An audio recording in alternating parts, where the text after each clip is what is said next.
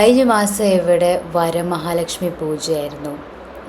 ഈ പൂജയ്ക്ക് വേണ്ടി ഞങ്ങൾക്ക് കുറച്ച് ദുർവപ്പുല്ല് വേണമായിരുന്നു. അപ്പം ഞാൻ കുറേ അടുത്ത് വായിച്ചിട്ടുണ്ട് ഗണപതി പൂജയ്ക്ക് ദുർവപ്പുല്ല്, മലയാളത്തിൽ കറുകപ്പുല്ലെന്നും പറയും, ഭയങ്കര പ്രധാനമാണെന്ന്. അപ്പം കുറേ അന്വേഷിച്ചു, കുറേ കടകളിൽ പോയി നോക്കി, എവിടെയും അവിടെ അവർ വെച്ചിട്ടില്ല. നമ്മൾ ഓർഡർ ചെയ്യുവാണെങ്കിൽ ഒരു 4 to 5 ഡേയ്സിൽ അറേഞ്ച് ചെയ്യാം, കൊണ്ടുവരാമെന്നൊക്കെ പറഞ്ഞു. പക്ഷെ അത്രയും ദിവസം ഉണ്ടായിരുന്നില്ല ഞങ്ങളുടെ അടുത്ത്. അപ്പം പൂജയ്ക്ക് യൂസ് ചെയ്യാൻ പറ്റിയില്ല, കിട്ടിയില്ല. അപ്പോൾ പിന്നെ എനിക്കൊരു ഒരു ക്യൂരിയോസിറ്റി ആയിരുന്നു, എന്തുകൊണ്ടായി എല്ലായിടത്തും ഗണപതി പൂജയ്ക്ക് കറുകപ്പുല്ല് വേണമെന്നും ഗണപതിക്ക് കറുകപ്പുല്ല് ഭയങ്കര സ്പെഷ്യലാണെന്നൊക്കെ പറയുന്നത്. അപ്പോൾ ഞാൻ കുറേ ഇങ്ങനെ വായിച്ചപ്പോഴാണ് മനസ്സിലായി ഇതിൻ്റെ പിന്നിലൊരു ഭയങ്കര ഒരു ഇൻട്രസ്റ്റിംഗ് ഒരു സ്റ്റോറി ഉണ്ട്.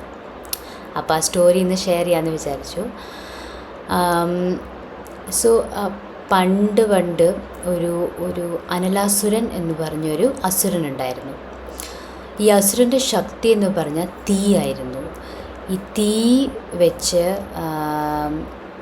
അസുരൻ എല്ലാവരെയും കത്തിച്ച് വിഴുങ്ങുമായിരുന്നു. അപ്പം ആരെയും വിടത്തില്ലായിരുന്നു. ഋഷിമാരെ, മുനിമാരെ, എന്തു പറയാൻ, ഇപ്പം ദേവലോകത്ത് പോലും ഈ അസുരനെത്തി. എന്നിട്ട് ദൈവന്മാരെയും കഴിക്കാൻ വിഴുങ്ങാൻ തുടങ്ങി. അപ്പം എന്ത് ചെയ്തിട്ടും ആർക്കും ഒന്നും ചെയ്യാൻ പറ്റുന്നില്ല, ആർക്കും ഈ അസുരനെ സ്റ്റോപ്പ് ചെയ്യാൻ പറ്റുന്നില്ല.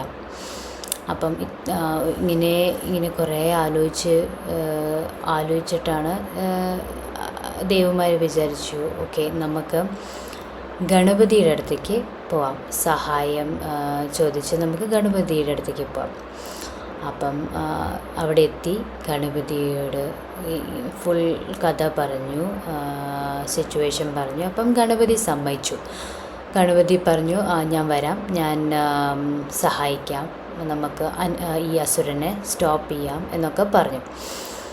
അപ്പം പിന്നെ ഗണപതി വന്ന് ഈ അസുരനോട് സംസാരിച്ചു, പറഞ്ഞു നീ ചെയ്യുന്നത് ശരിയല്ല, ഇത് നിൻ്റെ അഹങ്കാരമാണ്, നീ ചെയ്യാൻ പാടില്ല എന്നൊക്കെ പറഞ്ഞു. അപ്പം അസുരനാണല്ലോ. അപ്പം അസുരൻ ഗണപതിയെ ഗണപതിയോട് പറഞ്ഞു, നീ എൻ്റെ വഴിയിൽ നിന്ന് മാറിയില്ലെങ്കിൽ നിന്നെയും ഞാൻ കത്തിച്ച് വീഴുങ്ങുമെന്ന്. അത് കേട്ട ഉടനെ ഗണപതിക്ക് ഭയങ്കര ദേഷ്യം വന്നു. അസുരൻ ഭയങ്കര വലിയ രൂപമാണ് അസുരൻ്റെ ആ സമയത്ത്. പക്ഷേ ഗണപതിക്ക് ദേഷ്യം വന്നപ്പം ഗണപതി അസുരനേക്കാളും വലിയൊരു രൂപം ധരിച്ചു, 10 times ബിഗർ ദാൻ ഈ അസുരൻ. എന്നിട്ട് ഗണപതി പറഞ്ഞു, നീ ചെയ്തതിൻ്റെ ശിക്ഷയാണിത്, ഇത് നിൻ്റെ അഹങ്കാരമാണ് എന്ന് പറഞ്ഞ് ഗണപതി അസുരനെ കഴിച്ചു, നശിപ്പിച്ചു.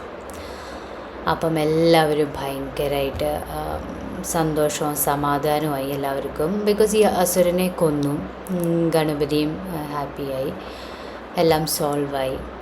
അപ്പം പെട്ടെന്ന് ഗണപതിയുടെ വയറ്റിലൊരു വേദന,